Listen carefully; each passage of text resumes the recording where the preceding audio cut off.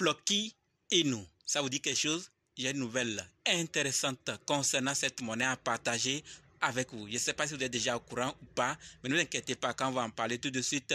Et ce n'est pas tout. Nous allons aussi parler du CEO de Dell, de Standard Chartered, de Binance et Donald Trump. Donc si toi aussi tu veux en savoir plus, continue, ok? Salut! Ici, c'est la chaîne crypto-monnaie et investissement. Et sur cette chaîne, nous parlons de deux thèmes, les crypto-monnaies en général et quelques business en particulier. Alors, si ces deux thèmes vous intéressent, n'hésitez pas à cliquer sur s'abonner, activer la cloche de notification pour ne rien rater toutes les vidéos d'urgence. Et prenez place, car il y a de la place pour tout le monde, y compris vous, quelle que soit votre position géographique. Ok? Mille merci à tous ceux qui sont déjà abonnés, qui me laissent des commentaires et qui partagent mes vidéos. Grâce à votre contribution, nous sommes déjà à plus de 7200 abonnés. Je vous dis merci du soutien. On va dans le but. Mais oui, on n'a pas cliqué sur s'abonner, c'est fait. Ok, c'est parti.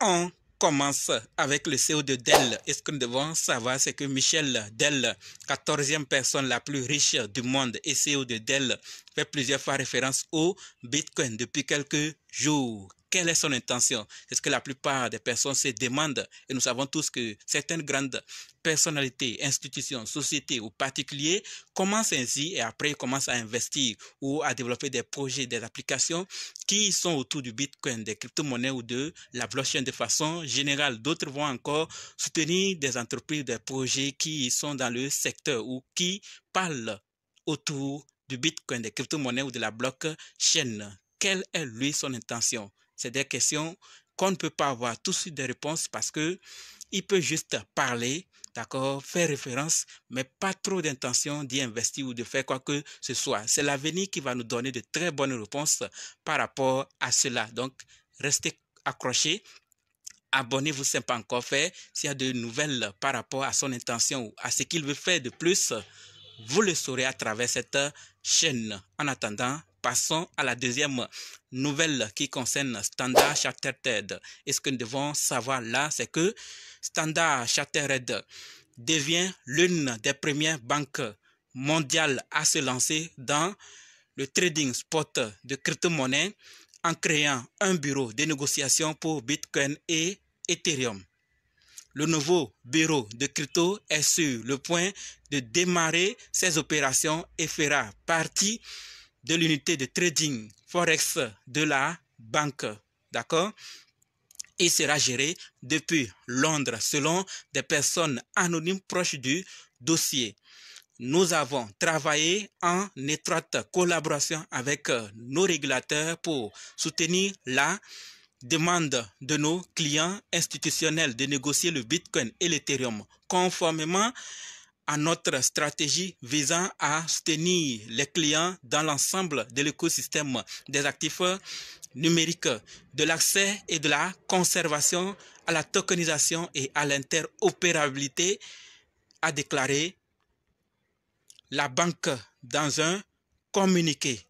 D'accord? Donc, ils veulent écouter, servir leurs clients, leurs institutions, d'autres partenaires particuliers ou quoi que ce soit pour qu'ils puissent facilement négocier le Bitcoin et l'Ethereum conformément à leur stratégie qui vise à soutenir les clients dans l'ensemble de l'écosystème des actifs numériques.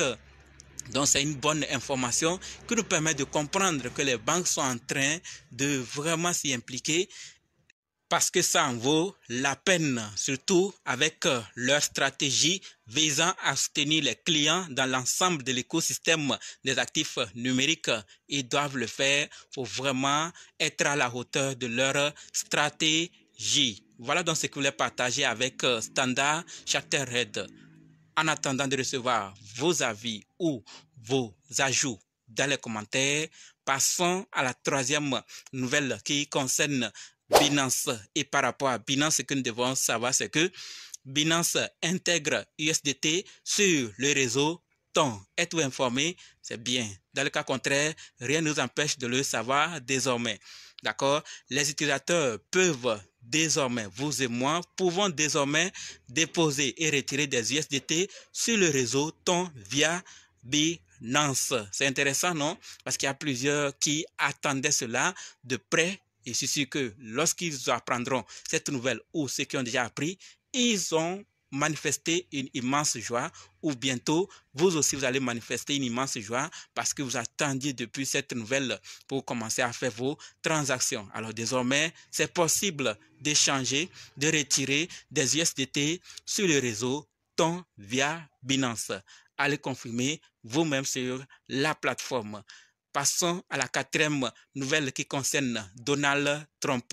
Oui, nous avons plusieurs fois parlé et comme il y en a de nouvelles par rapport à lui et surtout intéressantes, découvrons-la. Alors, ce que nous devons savoir, c'est que on nous dit les fondateurs de l'échangeur crypto Gemini, Taylor et Cameron Winklevoss font don de 15,47 bitcoins chacun à Donald Trump pour mettre fin à la guerre de l'administration Biden contre la crypto. Cela représente une valeur de 2 millions de dollars. Intéressant, n'est-ce pas? Il a fait des réunions, il a parlé de son intention, on a partagé tout ici et on nous dit maintenant que les fondateurs de Gemini, de l'échangeur crypto Gemini, font donc chacun 15,47 bitcoins à qui? À Donald Trump. Ça dit beaucoup, non? Pour qu'il mette fin à la guerre de l'administration Biden contre la crypto. Il n'est même pas encore au pouvoir, on lui en donne comme ça, c'est vrai, on doit le soutenir. Mais surtout, ce qui est intéressant, c'est la possibilité de le soutenir comme ça et dire franchement qu'il n'a qu'à mettre fin. Donc ça voudrait dire qu'ils sont déjà pour, qu'ils votent et presque tous ceux qui sont et dans cet écosystème des crypto-monnaies vont le soutenir. On en a plusieurs fois vu des cas et vont toujours le soutenir pour qu'il arrive et faire la question que tout le monde craint. Ou ce que tout le monde craint, c'est que s'il arrivait là-bas, est-ce qu'il va vraiment tenir sa promesse ou bien c'était juste un chemin emprunté pour se retrouver à la Maison Blanche? Et ça, on ne peut pas répondre maintenant. C'est l'avenir également qui va nous répondre. En attendant de recevoir, terminons avec la cinquième nouvelle qui concerne Floki Inu. Et là, ce que nous devons savoir, c'est qu'on nous dit clairement que Floki a été ajouté à la feuille de route de la liste d'échange de Kraken. OK?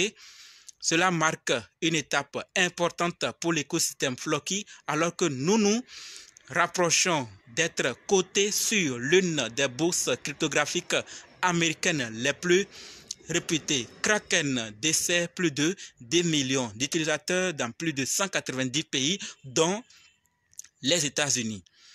L'ajout de cette monnaie, d'accord, l'ajout à cette feuille de route témoigne de la reconnaissance et de la crédibilité croissante de Floki. Restez connectés pour plus de nouvelles. Donc Floki est en train de casser les barrières et de se retrouver sur les grands marchés, de faire des partenariats sur des grands marchés physiques avec de grandes institutions dans le monde physique pour atteindre leur objectif de la monnaie la plus utilisée, la plus connue au monde. Et ce qu'ils sont en train de faire confirme qu'ils sont vraiment sur le bon chemin. Si nous savons cela, ça nous aide à prendre nos décisions, n'est-ce pas? C'est pour ça que j'ai tenu à partager avec vous. Si ce n'est pas utile, ce n'est pas grave. Partagez pour les autres informations à vos connaissances afin que nous tous nous puissions prendre nos dispositions. Merci d'avoir suivi jusqu'ici. Et maintenant, on se donne rendez-vous dans d'autres vidéos dans les commentaires. N'oubliez surtout pas de nous rejoindre sur Telegram, WhatsApp, Facebook. Les liens sont dans la description. Et pour ceux qui sont prêts pour la formation, dites simplement, je suis prêt, je veux votre formation. OK? Merci.